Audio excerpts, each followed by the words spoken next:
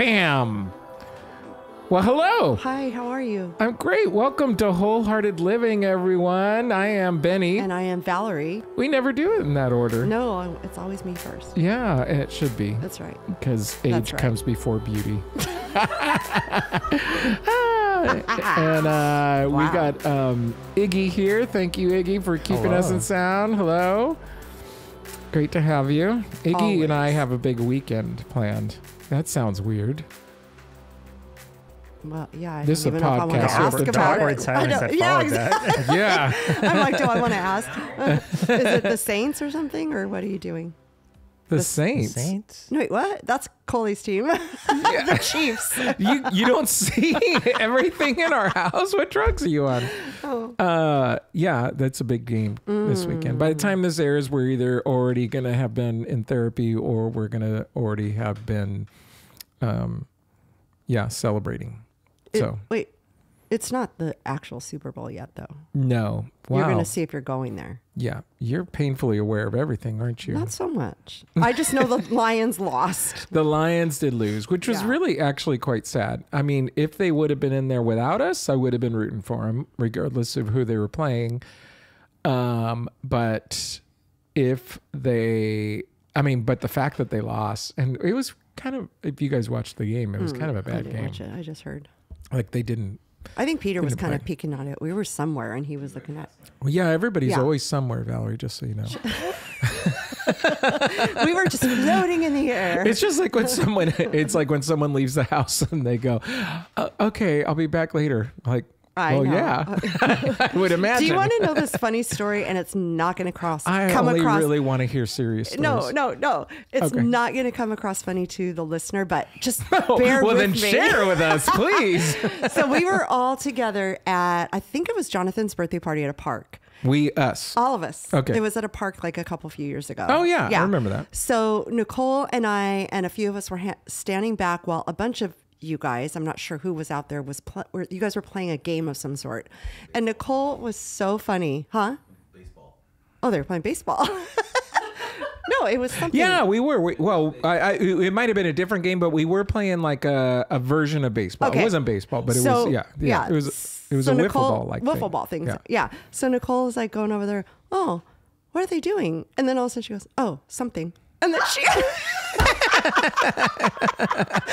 the funniest thing about it, oh my God, I just spit. The funniest thing about it is I knew exactly what she meant. Like, I don't know what it is. I just know it's something. And then she was just like, oh, something. And it was like, we just died. We died. That's so funny. Wow. That reminds me of the same thing. My favorite stupid story like that is when I was working at a vacuum shop. I might have shared this story. But Carl Tice was there, and he was my boss. And it was a store. So it's a vacuum store. And so we sold vacuums and and we repaired.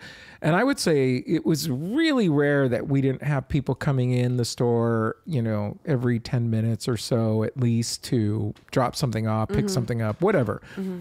And for whatever reason, we were listening to music or whatever.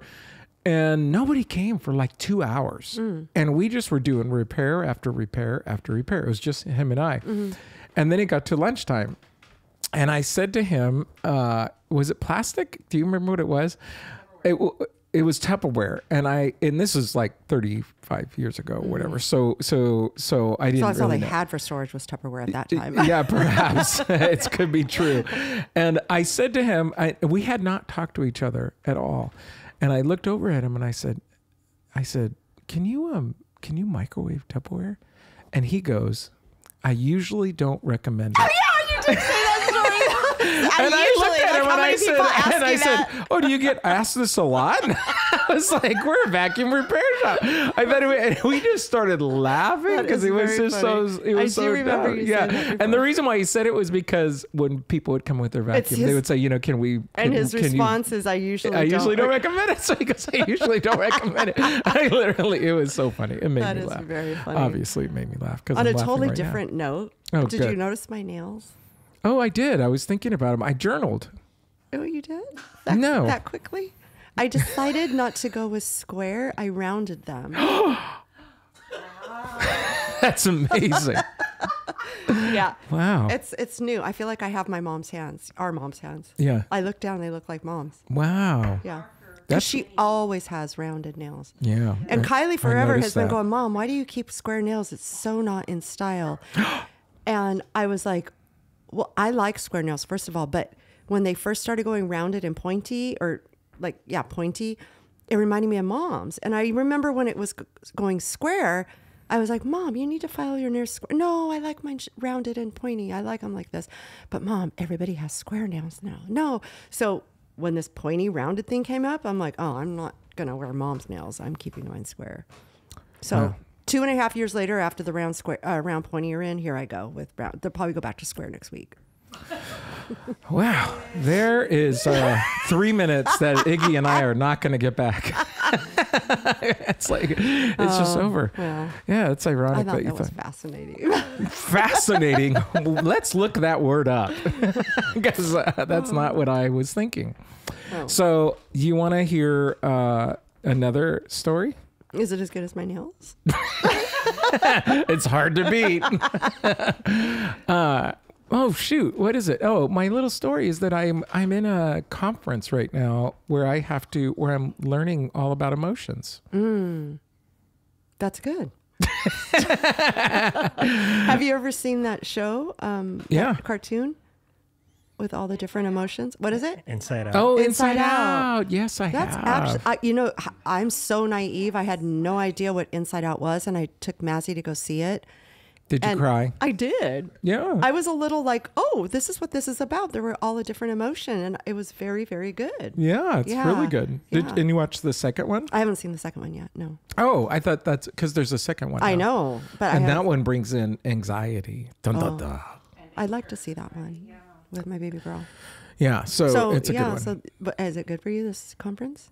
It actually, what's really interesting is that it's back in the learning mode, but it's not school, and it's fascinating because it goes right into. Oh my God, just like my nails. It's fascinating. Oh my gosh, it's exactly like your nails. But it's interesting to be able to look at things different through a different lens, and so and then the other thing is it's from people. There's people all over the country, and a few people.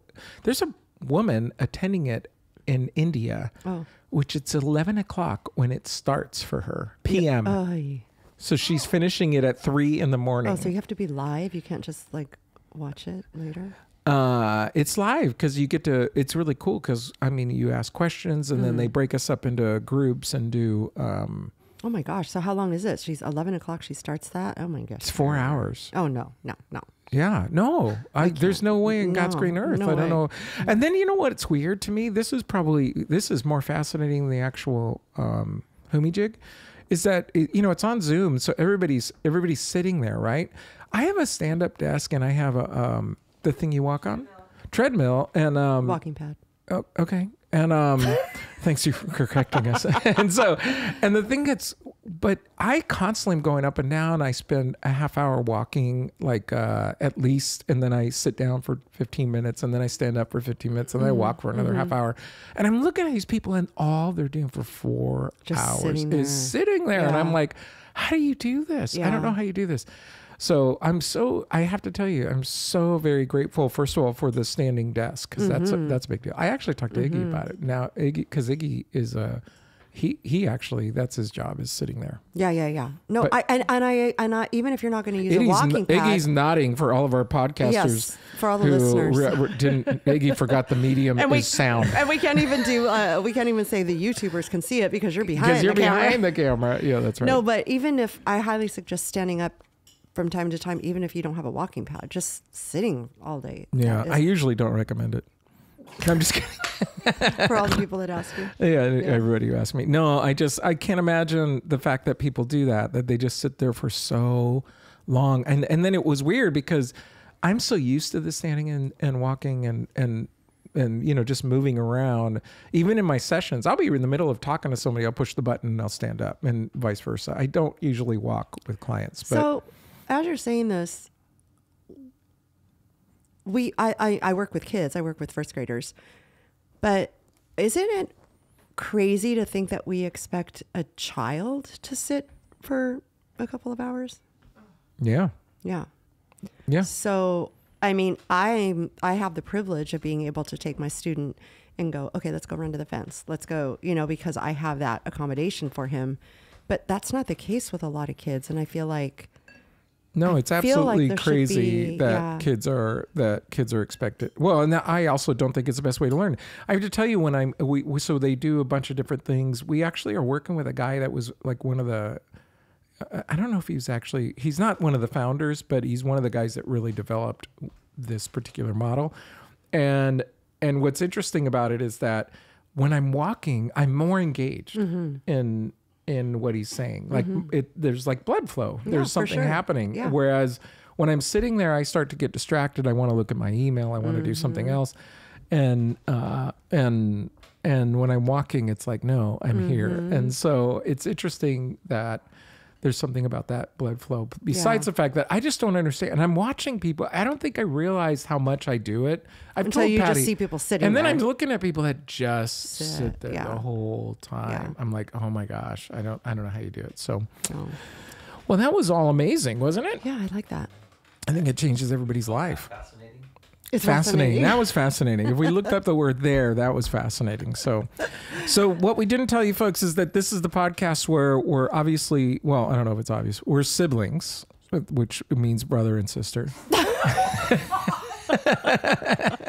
and one of us comes to the table with a particular subject matter having to do with wholehearted living, and the other person doesn't know what it is, but has to take a test at the end of the time. Right. So get out your notebook. Okay, I got it. Okay, so it's my topic today. Yeah.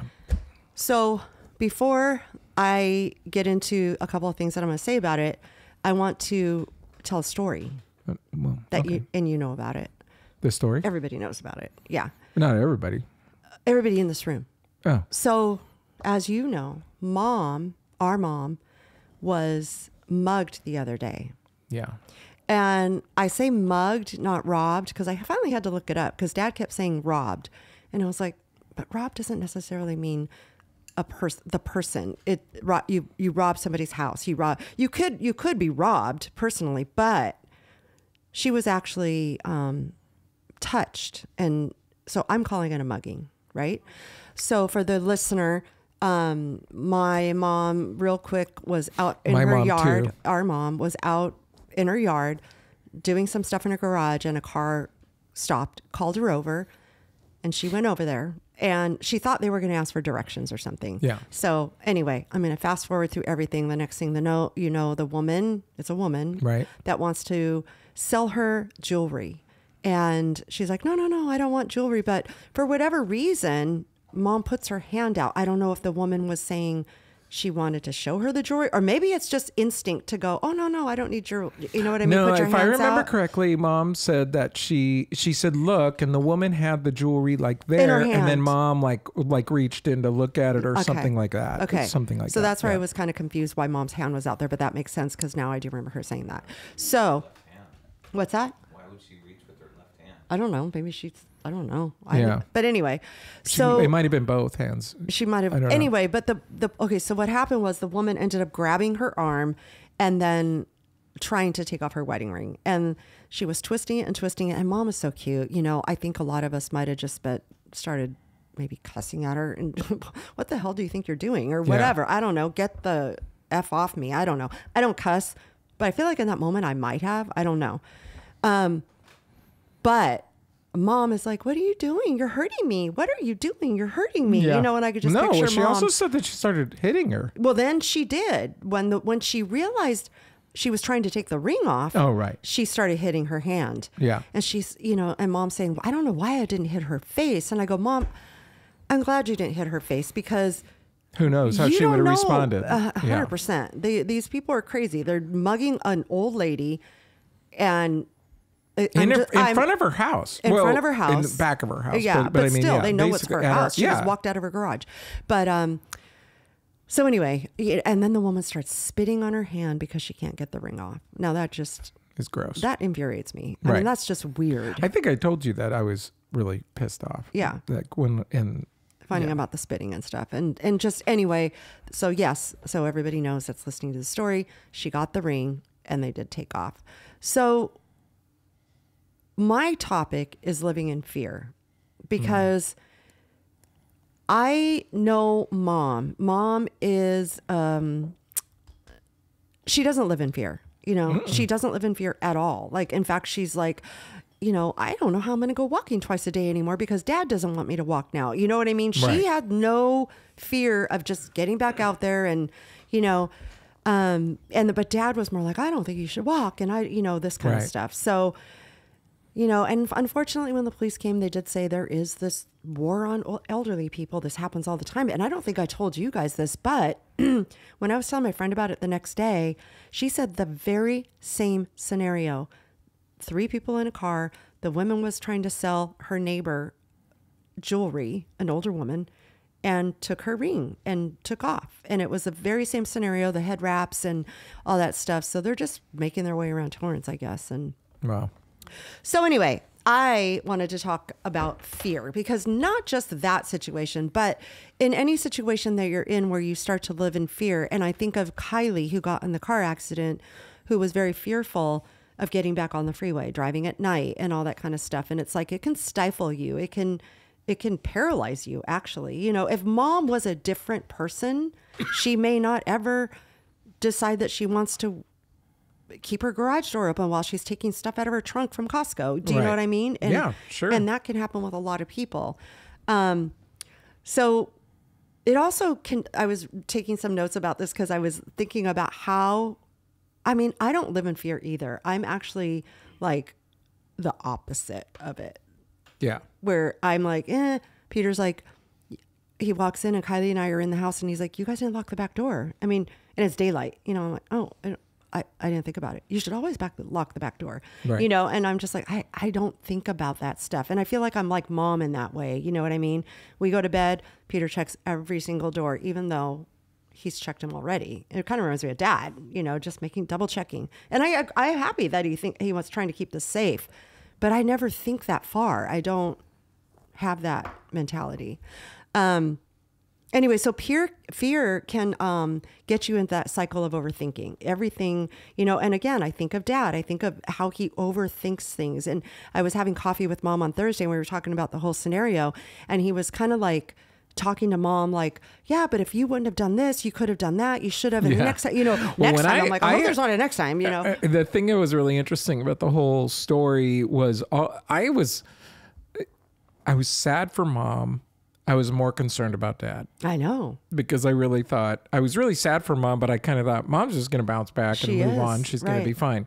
But dad's going to be, I mean, you know, this kind of scenario is what he dreams about. I know. Constantly dreaming about. And I agree with you. I had the same thought. You know, people at work were like, how's your mom? I go, she's fine. She's great. Yeah. You know, she's mad. She was mad. She got mad about it. Yeah, but really not even totally mad at herself. She was mad at herself a little bit, like, but not like to the point of feeling paralyzed. She thought a lot about the spitting and the stuff. And she goes, I can't believe people are like this. You know what I mean? And that's where she is. But dad's headspace is more like, okay, this is how people are. Don't go outside anymore. Don't, you know, blah, blah, blah. So, well, you remember dad. I have to tell you, I mean, no, you're fine. You can go. One thing that was interesting for me, I remember growing up, because you remember great grandma lived in East LA. And when we would go with mom, we would just go with mom. Yeah. It was like, we just go. And we would go with dad. Do you remember he would tell us to lay down in the back because he was afraid that there would be bullets going across and like getting us. And which is so funny because we used to, and there was no car seat law back then. And we would like be up on our knees looking out the back window, like playing games. Yeah, like always. We were not only just not sitting in the seat, we were like, playing. Hey, everybody look at us. Yeah, exactly. Yeah. And when we were with mom, that was fine. When we would with dad, we had to lay down. I know. And I remember talking to mom years later about that and her saying, and I used to, you know, I just obviously, you know, your dad's going to be your dad. He's going to do what he's doing. But I was always like, I don't understand, because I would walk down and then that was what was funny, is that we would go to the house and then they would be like, And then mom would be like, you guys can play outside. And I'm thinking, Dad just told us we're going to get shot while we're driving, but you want us to go play outside? It wasn't, it didn't make any sense. But Dad, for me, like, it was a thing that I had to learn that I don't have to be fearful, because I remember one of my favorite stories was just when we got our very first car, and I was in high school, if I remember correctly, that had automatic windows. Yes. And I remember he would say, don't use it, not because he wanted the window up, but because he said the switch might break. And I just thought, and he was like, and he was serious. Oh, totally. He said, if you use it too much, it might break. It might break. And that was his, like, I just remember thinking, and I remember when I finally married Patty, and Patty was like doing different things and using different things. And I thought, if you use it, it's going to break. And then she's saying, yeah, but if we don't use it, why do we have it? It's like, it doesn't make any sense. And then, of course, I'm with her dad, who our dad didn't change light bulbs without getting professional help. Right. And so, I mean, because if you change it wrong, it's going to blow up, and it's going to start a fire, and yeah. And so all of these things are going to happen. And then you got Gary on the other hand, and Carla would say, hey, I need a new wall over there. And like, okay, 2 minutes later, he's putting it in.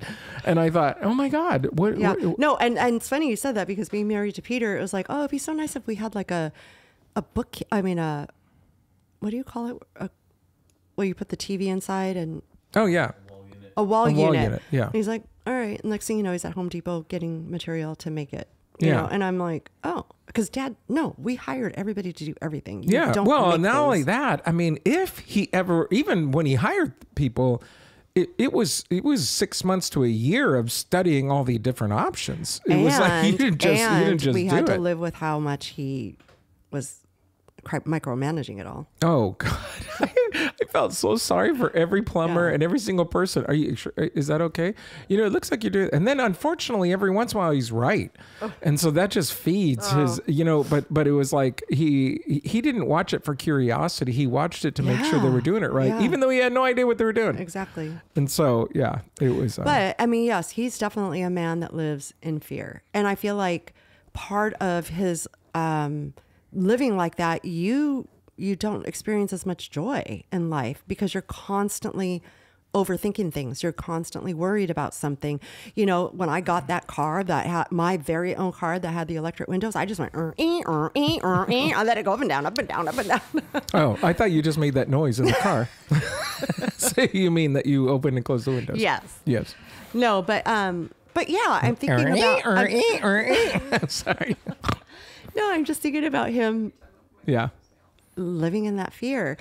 So, I think about Kylie a lot in this situation as well, because I think about if something like this happened to Kylie, because she is also a little anxious. She has anxiety. How would she bounce back from that? The thing about Kai, when she had that car accident, she bounced back quickly and got on the freeway the next day. And I'm like, are you sure you're okay? Blah, blah, blah. Cause she had to go back out to do her rehearsal or whatever it was. And she's like, I'm fine. I'm like, well, look at her. She got back on that horse, but she was still in shock. Yeah. Because give her 3 weeks later, she's almost like crumbling that she was afraid to get back on the freeway. So, it was hard, because it was like, okay, text me when you're there, text me when you're home. If you're tired, pull off, we'll come get you. I mean, it was just like a lot of that for years. And so, but she baby stepped her way into it. She got back on the freeway after that show was over. Her high from the show was over. I think it settled in that she actually was in a state of trauma, if you will, from the accident. And she baby stepped her way back onto the freeway with just driving during the day. Short trips and that kind of stuff. And now she's on the freeway every single night. I mean, she's driving back and forth to work. Yeah, she has nowhere to go. She just drives back and forth. No, most of her jobs are in Pasadena right now. So it's like she's on the freeway a lot at night. And so she still says she gets worried, and it bothers me that she still gets worried. But I still think that was a traumatic experience. And so, but I'm just glad that she's not living in fear, because I truly believe it could paralyze people from getting back in a car, Yeah. I think that happened to Diane, actually. I think somebody said she was in an accident and she didn't drive for years. I think Diane Hartley? Yeah. Oh, it did. Yeah. She got hit and I remember that. Yeah. Yeah. And I think even your mom, right? Didn't your mom accidentally hit? No, my mom didn't hit someone. A girl ran into her car. So Peter's saying that a girl ran into her car. Right. A bicycle. Oh, shoot. It wasn't even a car. And then from then on, his mom started taking the bus. Oh, wow. So it can paralyze you. And so I jotted some things down to help overcome some of the fears. And it does take time. Yeah. And it takes effort. Yeah. I don't know a lot about, okay, first of all, I just think that you need to be patient with yourself. And I think you need to acknowledge the feeling and accept it. Don't say, oh, no, I'm not afraid of going back on the freeway. Like, accept the fact that you are afraid of it. Yeah. Because once you accept it, you can start to learn to get out, grow out of it, you know, or you can start to learn to manage it. Thank you. I was like, where's my words right now? Yeah, you can learn to manage it.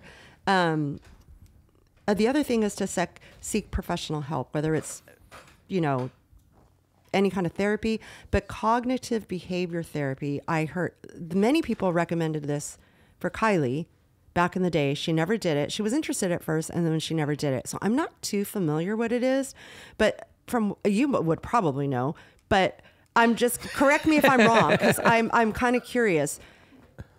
Could you just answer this with a yes or no? I don't want a big, huge question, a big, huge answer on this part. Could you personally do that, or do you have to be trained to do that? Could you, Benny? Yes.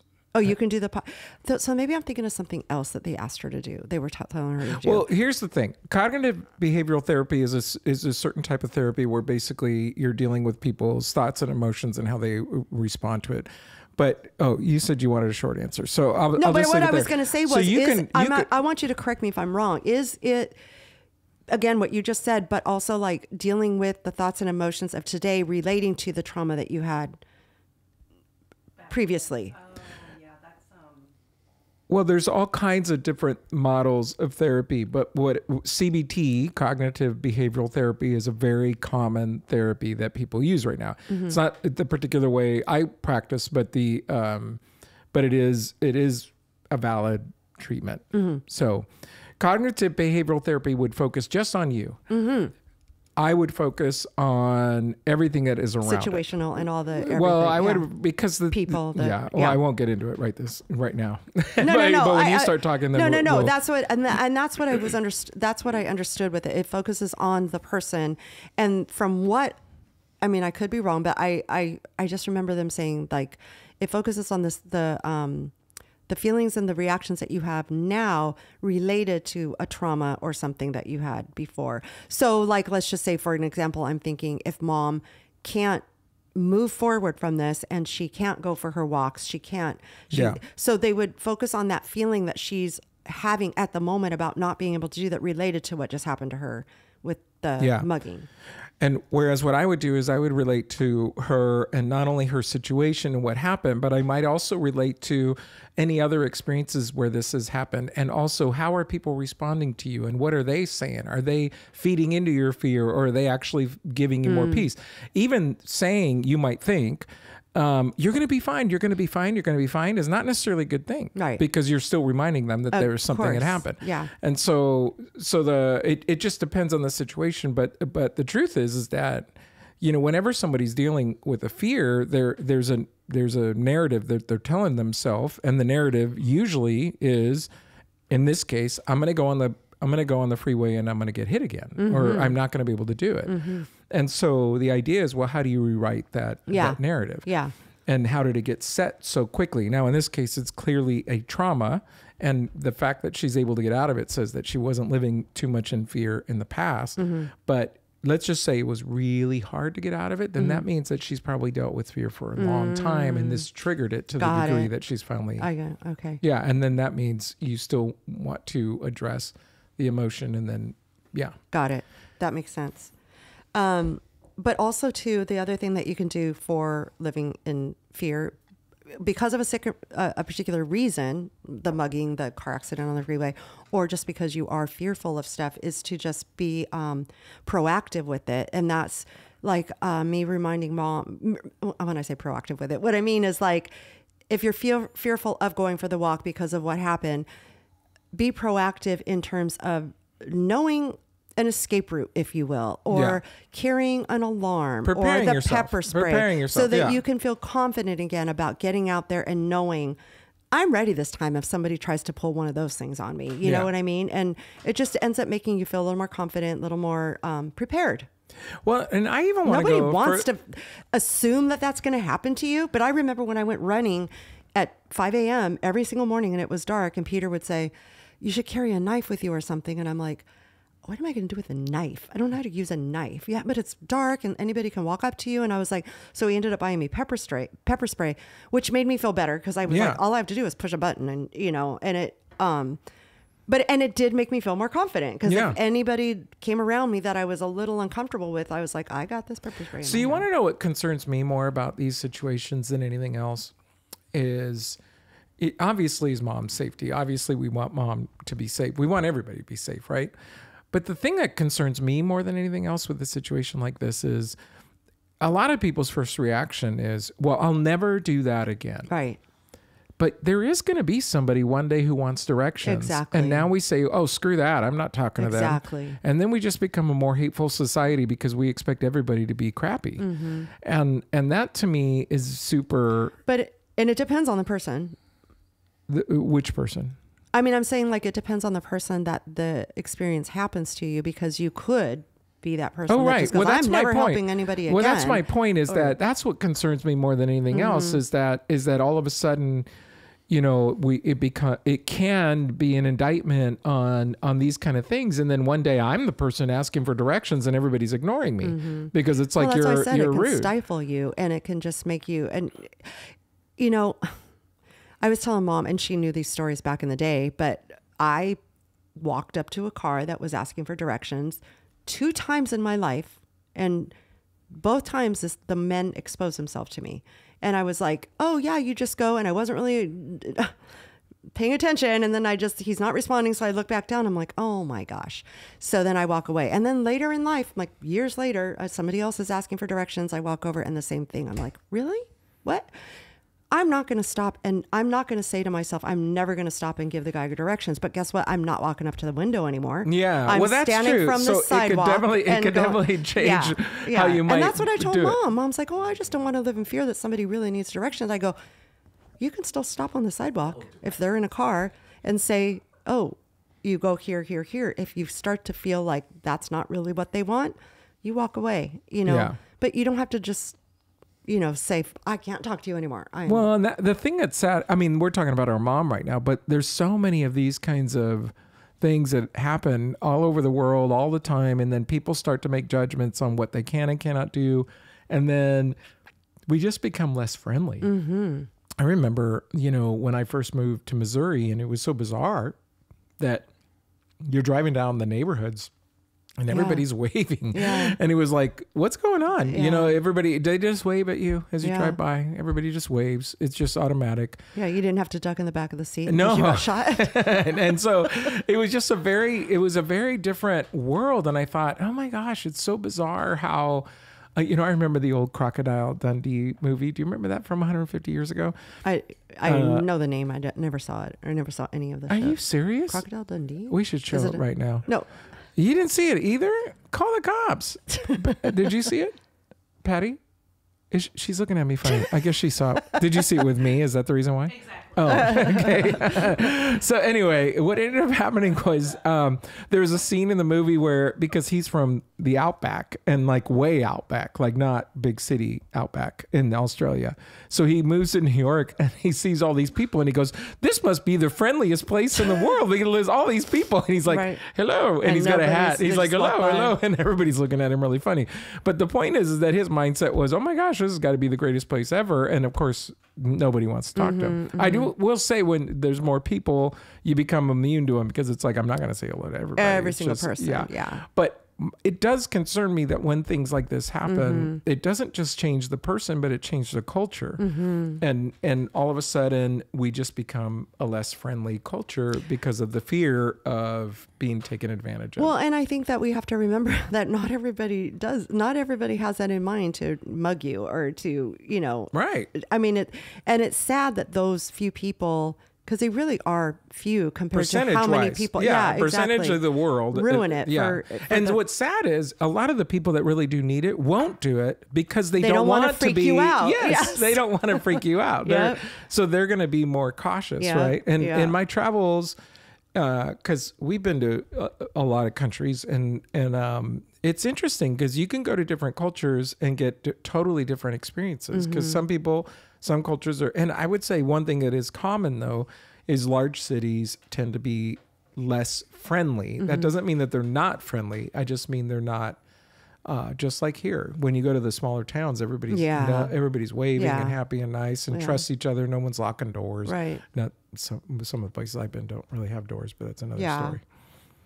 So anyway, you have a list of things. I'm just going to finish up here. So be proactive. Take the safety measures that you need to do, just for whatever your fear might be, and then reclaim the space. So revisiting the place or the situation. So Kylie driving on the freeway again, you know, mom unloading with her car or her garage door open, unloading her Costco stuff. You know what I mean? And I mean, if it's something that really did hinder you, I get that you might need some time. Kylie didn't drive at night after that third week of when she was in that, you know, numb space, and then it finally hit her.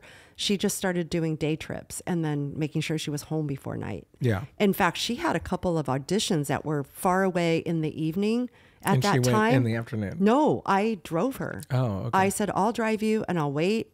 And I did. And then she came. Sometimes I was there for 3 hours sitting in a parking lot waiting for her. But it took her a lot of time to get back on the freeway. And sometimes she would get home after dusk and she goes, look, I did it. I'm coming home after dark, you know? And now but she had to baby step her way. So, yeah.